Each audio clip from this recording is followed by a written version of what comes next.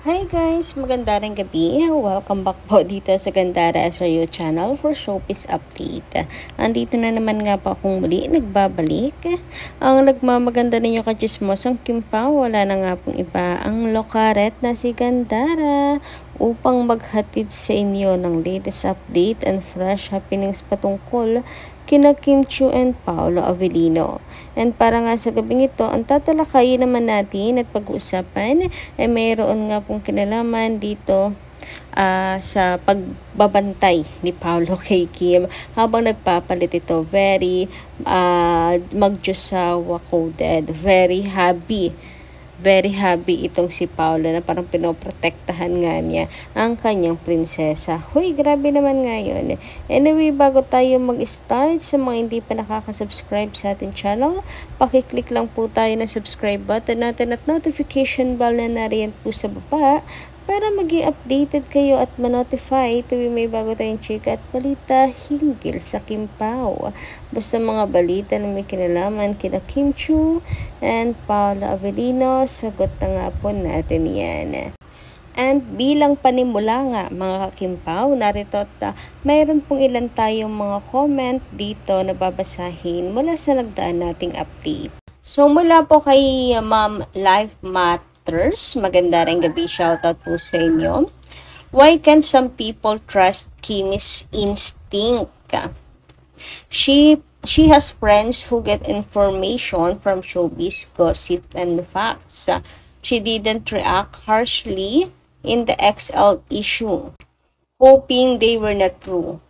Kimi verbalized lately that she didn't want to be alone ever. Maybe it must be one reason why she held onto XL and blinded herself from reality. With Gerald, it was easy to detect that he cheated because the girl was her BFF whom she entrusts most of her secrets. Kaya nga po nakakaloka na parang si Kimi pa yung nakonsent siya sa breakup nila dahil sa pagbabasa niya ng mga text noon. Kaya nga ngayon parang na-trauma na siya.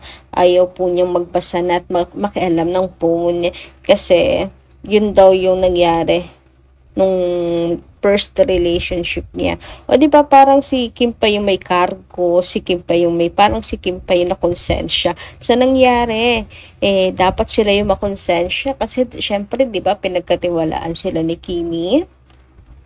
What a snake! Actually, we should be grateful and thankful to Pao for encouraging Kimi to be strong and that he would be there if she needed him from his 2017 or 2018 posts. Maybe it was God's will to prepare them from their past bumpy heartaches and experiences along with frustrations, longings. From an answered project request to maturity root level in preparation to build, grow, and nourish their trust, bond, emotional foundation of love and care. Embrace with deep affection, understanding, patience, and compassion as husband and wife. Uy, ando na tayo agad. BFFs, good parents to their children, co-collaborators, business partners, and true allies. Kimi and Pao deserve to work together longer. And to pair them to others is very unwise and immature.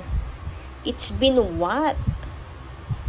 Just their 3 years of working together, but people are so restless, jealous, and envious.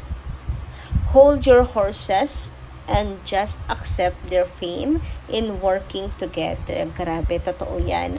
Napaka-unwise talaga. Very unwise kapag pinerpo sila sa iba.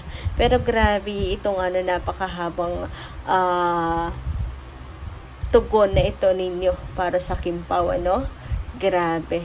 Yun nga, from unanswered project request to maturity root level in preparation to build, grow, and nourish their trust, strong bond, emotional foundation.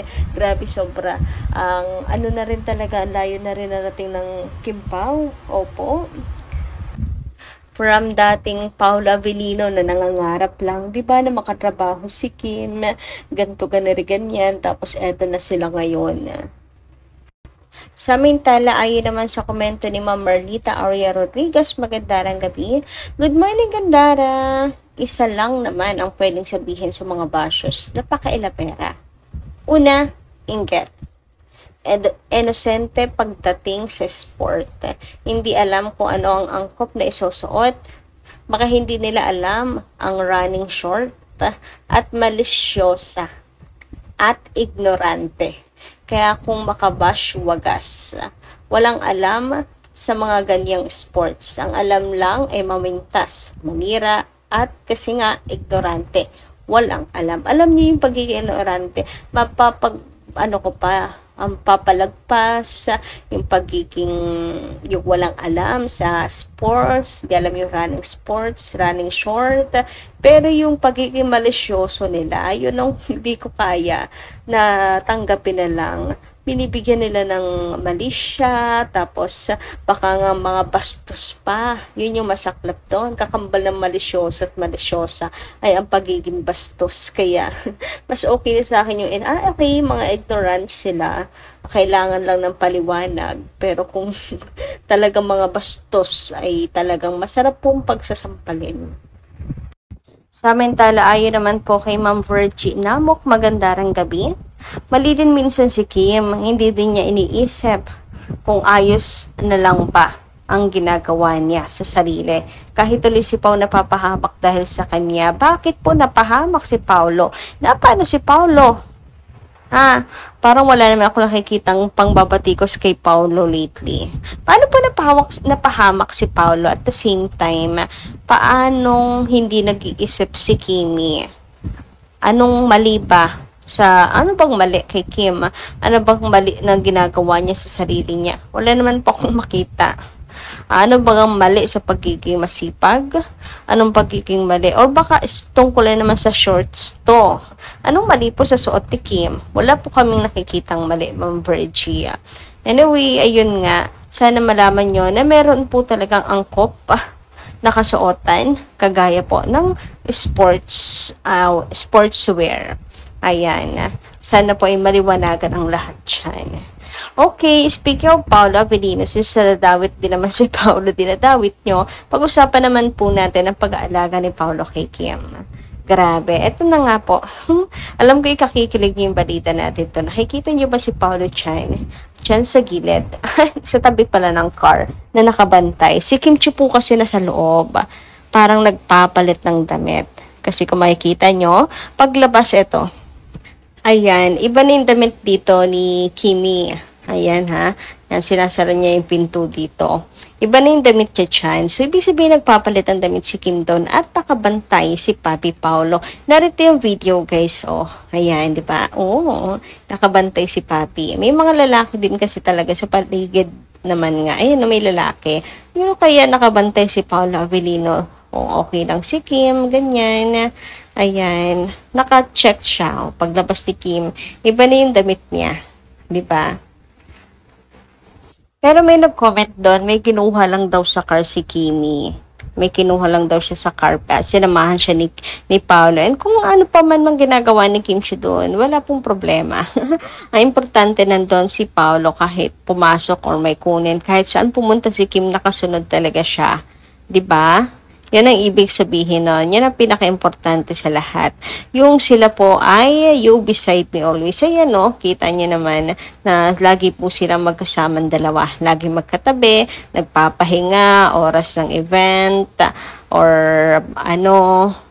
lagi silang magkasama. Kaya nakakatuwa talaga. Bilang fan nila Kim and Paolo, kita mo talagang napaka-consistent nilang dalawa. Uy, yung ngiti ni Paolo dito, bongga. Ito, oh, di ba?